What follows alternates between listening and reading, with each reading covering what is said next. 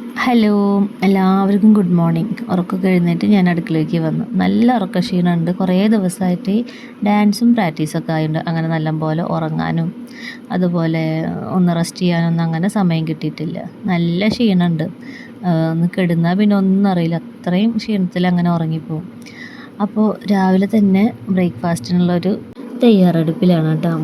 അപ്പോൾ ഇന്ന് സ്റ്റൂവും അതുപോലെ ചപ്പാത്തിയും പൂരിയൊക്കെയാണ് ഉണ്ടാക്കുന്നത്. കനിമോൾക്ക് ഇവിടെ പൂരിയാണ് ഇഷ്ടം, എനിക്കും അതന്നെ ഇഷ്ടം. ചപ്പാത്തി ഒന്നും രാവിലെ കഴിക്കാൻ അത്ര താല്പര്യമില്ല, എന്നാലും ഞാൻ വൈകുന്നേരം ഇടയ്ക്ക് ചപ്പാത്തിയാണ് കഴിക്കാറ് വെയിറ്റ് ലോസ് ചെയ്യാൻ വേണ്ടിയിട്ട്.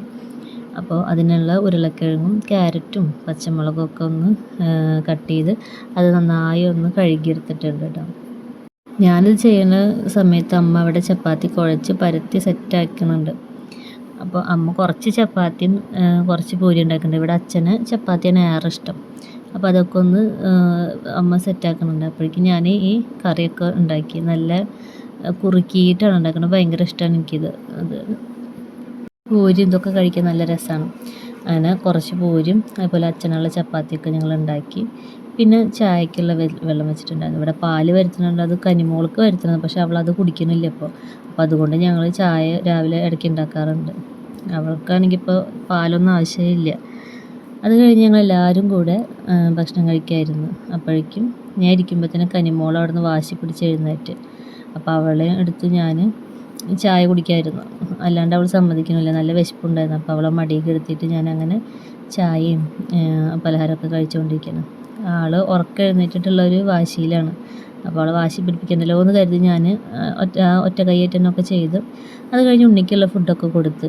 അപ്പോൾ ആ കാര്യങ്ങളൊക്കെ ഒന്ന് കഴിഞ്ഞ് സെറ്റായിരിക്കുമ്പോൾ പിന്നെ ഇന്ന് നോലുമ്പായതുകൊണ്ട് ഞങ്ങൾ പച്ചക്കറി ഉണ്ടാക്കിയാണ്. അപ്പോൾ സാമ്പാറും ഉപ്പേരിയും കൈപ്പയ്ക്കൊക്കെ വറുക്കാൻ വേണ്ടിയിട്ടൊക്കെ അരിഞ്ഞ് സെറ്റാക്കി വെച്ചിട്ടുണ്ട്. അപ്പോൾ കൈപ്പയ്ക്ക് വറുക്കാനും മുളകും പൊടിയും മഞ്ഞൾപ്പൊടിയും ഉപ്പിട്ടിട്ട് നന്നായി കുറച്ച് നേരം ഒന്ന് പുരട്ടി വയ്ക്കാൻ വേണ്ടിയിട്ടാണ് ചെയ്തുകൊണ്ടിരിക്കുന്നത്.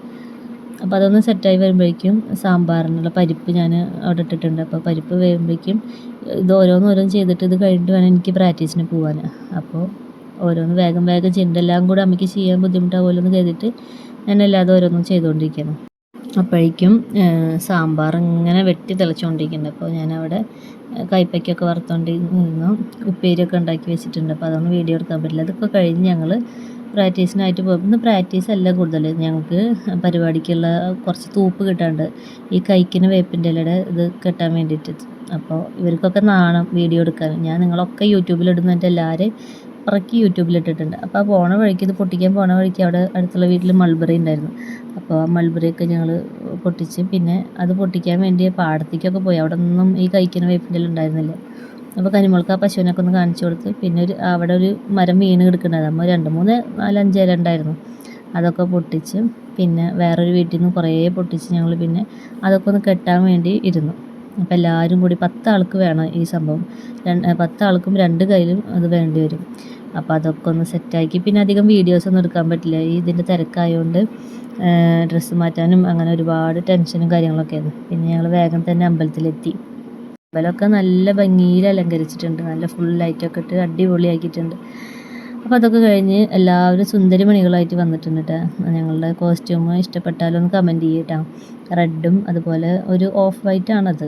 ഇത് കാണുമ്പോൾ നല്ല പ്യുവർ വൈറ്റ് തോന്നുന്നുണ്ട്. നല്ല അടിപൊളി കോസ്റ്റ്യൂമായിരുന്നു. എല്ലാവർക്കും നല്ല ഇഷ്ടപ്പെട്ടു. എല്ലാവരും നല്ല സുന്ദരി കുട്ടികളായിട്ട് വന്നിട്ടുണ്ട്. പിന്നെ ഞങ്ങൾ അവിടെ നിന്നിട്ട് എല്ലാവരും ഫോട്ടോസൊക്കെ എടുത്ത് എല്ലാവരുടെ മക്കളും അവരുടെ അമ്മമാരുടെ അടുത്തേക്കൊക്കെ പോയിട്ടുണ്ട്. എൻ്റെ മോള് മാത്രം എൻ്റെ കൂടെ അങ്ങനെ നടന്നുകൊണ്ടിരിക്കും. അവൾ ആരുടെ അടുത്തേക്കും പോകില്ല, ഞാൻ തന്നെ വേണം എപ്പോഴും. അങ്ങനെ ഒരുപാട് റിസ്ക് എടുത്തിട്ടാണ് ഈ ഡാൻസൊക്കെ ഞാൻ പഠിച്ചത് കനിമോളുടെ കാരണം. ഞങ്ങളുടെ ഡാൻസ് വീഡിയോ ഫുള്ളായിട്ട് കാണണമെങ്കിൽ ഞാൻ യൂട്യൂബിൽ ഇട്ടിട്ടുണ്ട്. അപ്പോൾ എല്ലാവരും ഒന്ന് പോയി കണ്ടു നോക്കട്ടോ. ഇഷ്ടപ്പെട്ട ലൈക്ക് ചെയ്യുക, ഷെയർ ചെയ്യുക, കമൻറ്റ് ചെയ്യുക. ബൈ.